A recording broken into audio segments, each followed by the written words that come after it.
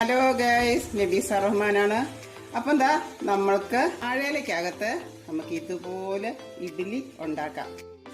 വാഴയിലേക്കകത്ത് നമുക്ക് ഇച്ചിരി നല്ലെണ്ണയൊക്കെ തൂത്തിട്ട് നമുക്ക് കണ്ടില്ലേ ഇതുപോലെ നമുക്ക് ഇഡ്ഡലി ഉണ്ടാക്കി എടുക്കാൻ വേണ്ടി സാധിക്കും. അന്നേരം ഇതാ ഒന്നും നമുക്ക് പറ്റാതെ നമുക്കിതിൽ നിന്ന് നമുക്കിങ്ങനെ എടുക്കാൻ പറ്റും.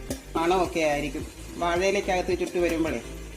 അപ്പം ഇതൊക്കെ പണ്ട് കാലത്തെ നമ്മുടെ അമ്മയ്ക്ക് ചായക്കടയൊക്കെ ഉണ്ടായിരുന്നു. അപ്പോൾ അമ്മയൊക്കെ പണ്ടേ ഉണ്ടാക്കി കാണുന്നതാണ് ഞാനിത്. കണ്ടില്ലേ, ഈ വാഴയിലേക്കകത്ത് നല്ലെണ്ണയൊക്കെ തൂത്ത് വാട്ടിയിട്ട് ഇതുപോലെ ഇഡ്ഡലി ഉണ്ടാക്കിയാൽ അടിപൊളി ടേസ്റ്റാണ്.